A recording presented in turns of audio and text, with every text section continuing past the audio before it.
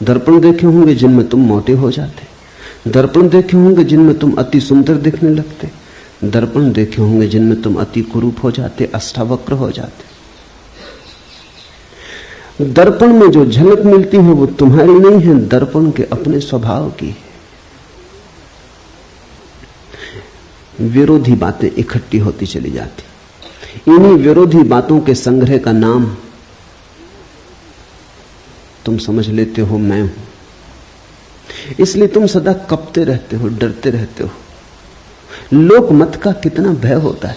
कहीं लोग बुरा ना सोचें, कहीं लोग ऐसा ना समझ लें कि मैं मूढ़ हूं, कहीं ऐसा ना समझ लें कि मैं असाधु हूं। लोग कहीं ऐसा ना समझ लें, क्योंकि लोगों के द्वारा ही हमने अपनी आत्मा निर्मित की है। गुरुजीएफ अपने शिष्यों से कहता था, अगर तुम्हें आत्मा को जानना हो तो तुम्हें लोगों को छोड़ना होगा। ठीक कहता था। सदियों से यही सद्गुरुओं ने कहा है।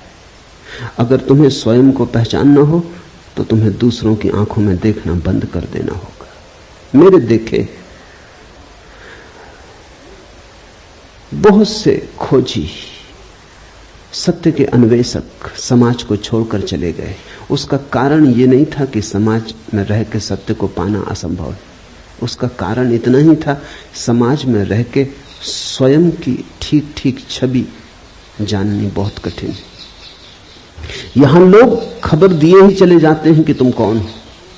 तुम पूछो न पूछो, सब तरफ से झलकें आती ही रहती हैं कि तुम कौन हो। और हम धीरे धीरे इन्हीं झलकों के लिए जीने लगते। मैंने सुना एक राजनेता मरा, उसकी पत्नी 2 वर्ष पहले मर गई थी। जैसे ही राजनेता मरा, उसकी पत्नी ने उस दूसरे लोग के द्वार पर उसका स्वागत किया, लेकिन राजनेता ने कहा अभी मैं भीतर ना आऊंगा, जरा मुझे मेरी अर्थी के साथ राजघाट तक हो आने दो। पत्नी ने कहा अब क्या सार है, वहां तो देह पड़ी रह गई, मिट्टी है। उसने कहा कि मिट्टी नहीं, इतना तो देख लेने दो कितने लोग विदा करने आए। राजनेता और उसकी पत्नी भी अर्थी के साथ साथ, किसी को तो दिखाई ना पड़ते थे पर उनको अर्थी दिखाई पड़ती थी, चले। बड़ी भीड़ थी। अखबार नवीस थे, फोटोग्राफर थे, झंडे झुकाए गए थे, फूल सजाए गए थे, मिलिट्री के ट्रक पर रखी अर्थी थी, बड़ा सम्मान दिया जा रहा था, तोपें आगे पीछे थी, सैनिक चल रहे थे। गदगद हो उठा राजनेता। पत्नी ने कहा इतने प्रसन्न क्या हो रहे हो? उसने कहा अगर मुझे पता होता कि मरने पर इतनी भीड़ आएगी तो मैं पहले कभी का मर गया होता, तो हम पहले ही ना मर गए होते, इतने दिन क्यों राह देखते। इतनी भीड़ मरने पर आए, इसी के लिए तो जिए। भीड़ के लिए लोग जीते हैं, भीड़ के लिए लोग मरते हैं। दूसरे क्या कहते हैं ये इतना मूल्यवान हो गया है कि तुम पूछते ही नहीं कि तुम कौन हो।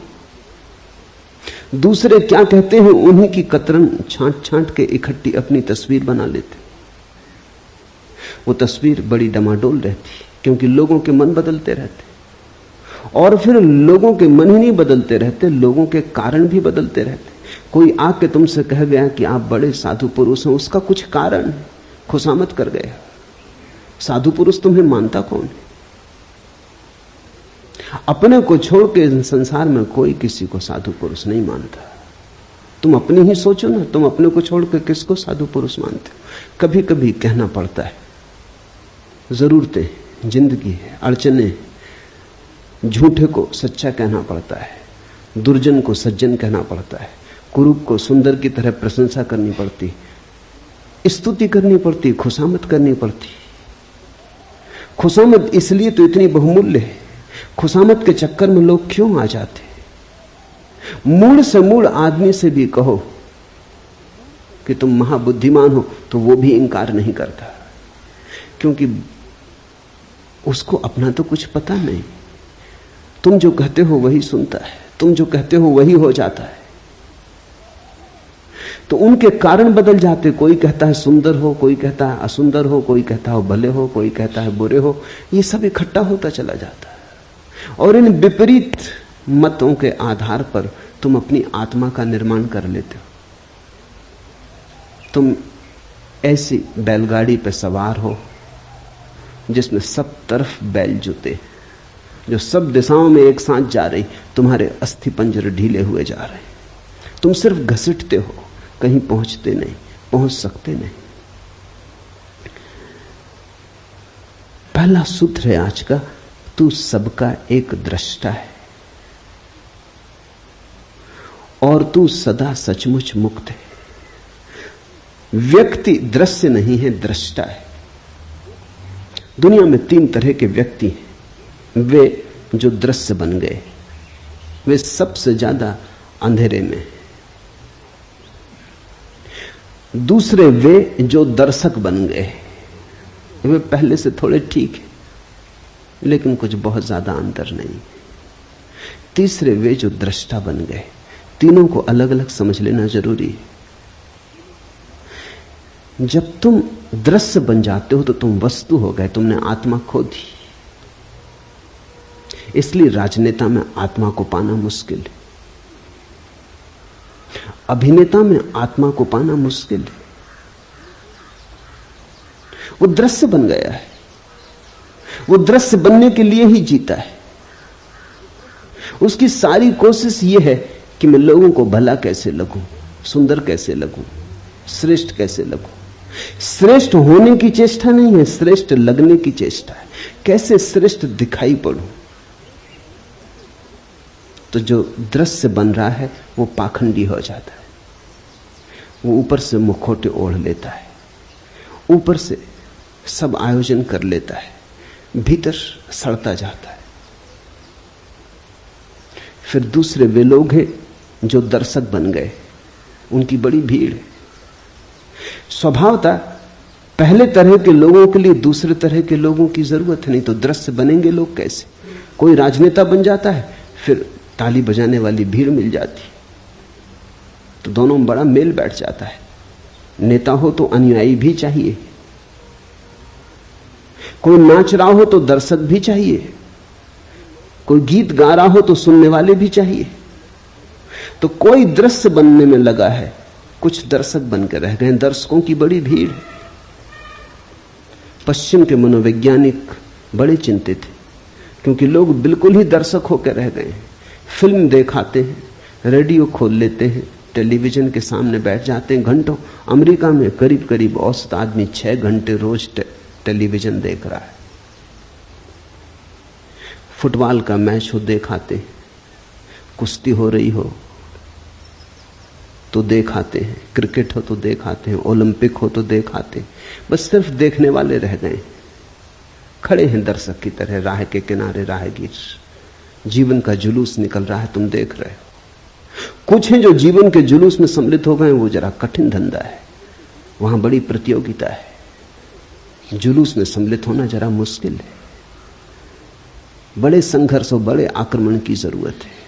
लेकिन जुलूस को देखने वालों की भी जरूरत है, वो किनारे खड़े देख रहे हैं। अगर वो ना हो तो जुलूस भी विदा हो जाए। तुम थोड़ा सोचो, अगर अनुयायी न चले पीछे तो नेताओं का क्या हो।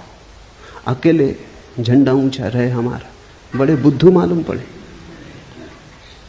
बड़े पागल मालूम पड़े। राह किनारे लोग चाहिए, भीड़ चाहिए, तो पागलपन भी ठीक मालूम पड़ता है। तुम थोड़ा सोचो, कोई देखने ना आए और क्रिकेट का मैच होता रहे, मैच के प्राण निकल गए। मैच के प्राण मैच में थोड़ी, वो देखने जो लाखों लोग इकट्ठे होते हैं उनमें। और आदमी अद्भुत है, आदमी तो घुड़दौड़ देखने भी जाते हैं। ये पूरा कोरेगांव पार्क घुड़दौड़ देखने वालों की बस्ती। ये बड़ी हैरानी की बात है, आदमी को दौड़ाओ, कोई घोड़ा देखने नहीं आता। घोड़े दौड़ते हैं, आदमी देखने जाते हैं। ये घोड़ों से भी गई बीती स्थिति हो गई। देखते ही देखते जिंदगी बीत जाती। दर्शक, प्रेम करते नहीं तुम, फिल्म में प्रेम चलता है वो देखते हो। नाचते नहीं तुम, कोई नाचता है तुम देखते हो। गीत तुम नहीं गुनगुनाते, कोई गुनगुनाता है तुम सुनते हो। तो तुम्हारा जीवन अगर नपुंसक हो जाए, अगर उसमें से सब जीवन ऊर्जा खो जाए, तो आश्चर्य क्या। तुम्हारे जीवन में कोई गति नहीं है, कोई ऊर्जा का प्रवाह नहीं है, तुम मुर्दे की भांति बैठे हो। बस तुम्हारा कुल काम इतना है कि देखते रहो, कोई दिखाता रहे, तुम देखते रहो। ये दो ही की बड़ी संख्या है दुनिया में, दोनों एक दूसरे से बंधे। मनोवैज्ञानिक कहते हैं दुनिया में हर बीमारी के दो पहलू होते हैं। दुनिया में कुछ लोग हैं जिनको मनोवैज्ञानिक कहते हैं मैसोचिस्ट, पर स्वदुखवादी, वो अपने को सताते हैं। और दुनिया में दूसरा एक वर्ग है जिसको मनोवैज्ञानिक कहते हैं सैडिस्ट, पर दुखवादी, दूसरे को सताते। दोनों की जरूरत है, इसलिए दोनों जब मिल जाते हैं तो बड़ा राग रंग चलता है। मनोवैज्ञानिक कहते हैं कि अगर पति दूसरों को सताने वाला हो और स्त्री खुद को सताने वाली हो, तो इससे बढ़िया जोड़ा और दूसरा नहीं होता। स्त्री अपने को सताने में मजा लेती है, पति दूसरे को सताने में मजा लेता है। राम मिलाई जोड़ी, कोई अंधा कोई कोढ़ी, मिल गए, बिल्कुल मिल गए, बिल्कुल ठीक बैठ गए। हर बीमारी के दो पहलू होते, दृश्य और दर्शक, एक ही बीमारी के दो पहलू। स्त्रियां आमतौर से दृश्य बनना पसंद करती, पुरुष आमतौर से दर्शक बनना पसंद करते। मनोवैज्ञानिकों की भाषा में स्त्रियों को वो कहते हैं एग्जिबिशनिस्ट, नुमाइशी। उनका सारा रस नुमाइश बनने में। मुल्ला नसरुद्दीन मक्खियां मार रहा था,